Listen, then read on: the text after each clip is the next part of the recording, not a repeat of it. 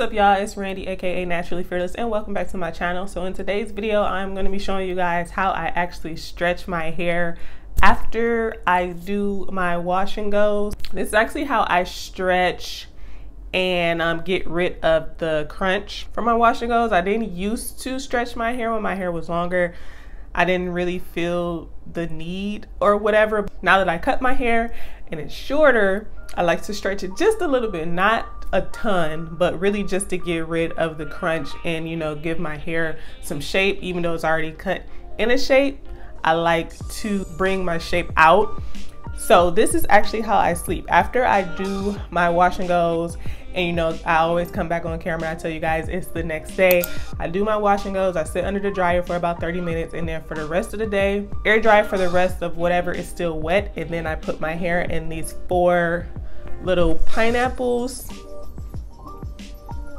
with these satin scrunchies, put my bonnet on and go to sleep.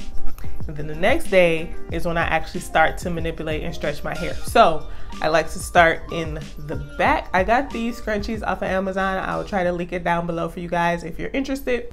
I'll start off with a small section in the back here.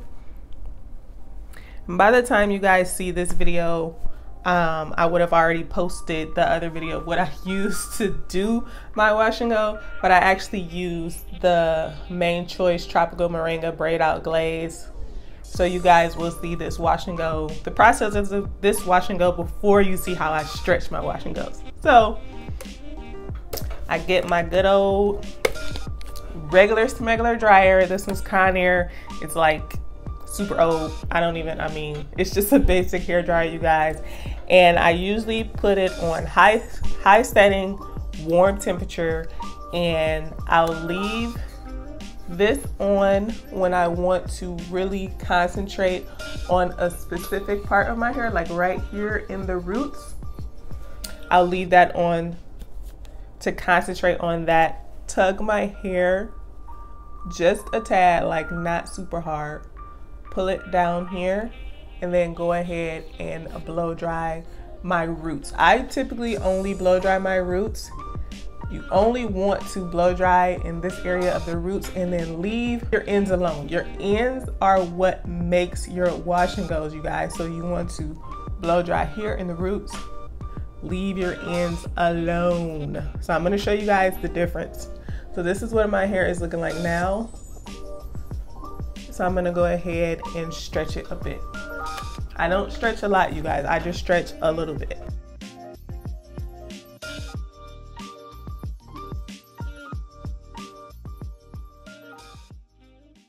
And then now you see how now that I've stretched the roots, you can see the stretch in my hair from the roots up here. And like I said, I leave the bottom alone, because the bottom of your hair is what's going to make or break your twist out, you guys. I mean, make or break your wash and go. So leave that bottom alone. Let it stay curly. Stretch that top part of your hair just to give you a little bit of length, a little bit of shape.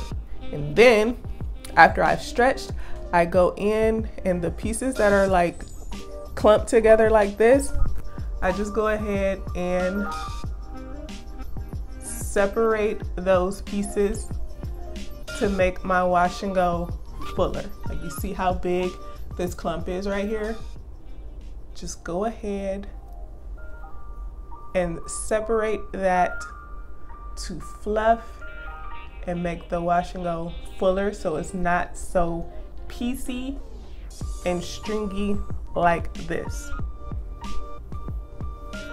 Now you can see the difference of what this section looks like now versus when I started with it before. You see it's a little bit, it's elongated at the roots, curl is still at the bottom, and then it looks fuller in general. Throughout this entire process, you want to make sure you are being very gentle.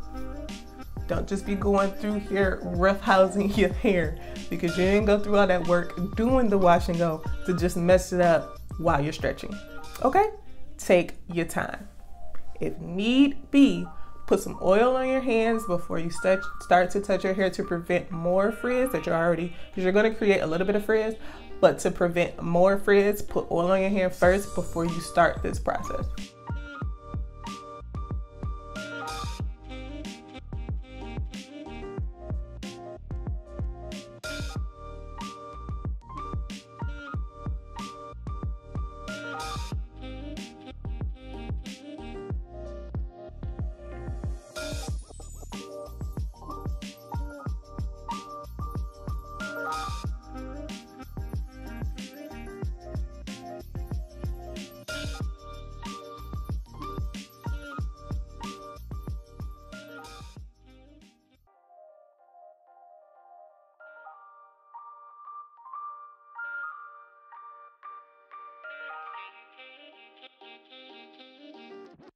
When I get up here towards the front, I don't really like to stretch it that much because I like it to have this layered look here, and then I like to have the curls on top where it doesn't look too stretched. That's why most of the time you guys see that I have more curls at the top, and then it's a bit more stretched under here towards the bottom and the middle. So I like to keep that curl right up here at the top.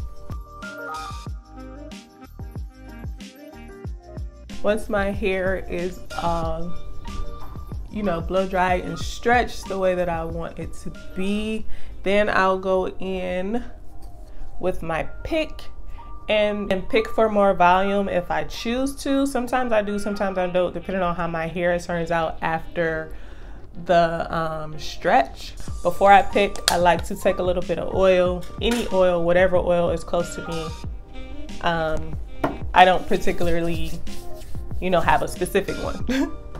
I'll take a little bit of oil in my hands and I like to go ahead and rub it on my pick before I start to fluff my hair, to once again prevent more frizz than what I have already caused with the stretching.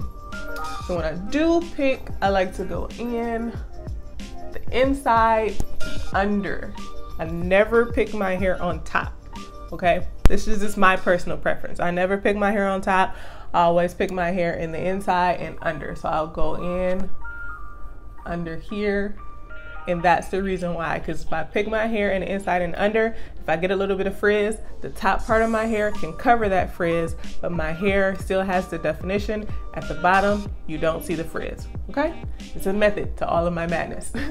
So inside and under, okay? This is a good way to, even though my hair is cut into a shape, if your hair is not cut into a shape, stretching or banding, however you choose to stretch your hair with a blow dryer or by banding, this is a good way to add shape to your hair while also stretching your hair and giving your hair that fluff, taking out the crunch from, you know, the products that we use to give us that hold. That's why I always tell you guys I like to use products that have a lot of hold, because of all the manipulation I do after my hair has already dried to scrunch the crunch, fluff my hair, get the shape that I want it to be. You guys can tell the difference from the beginning when my hair is wet till now while it is stretched, and I'll show you guys. See all of the volume, the stretch, the shape that it causes.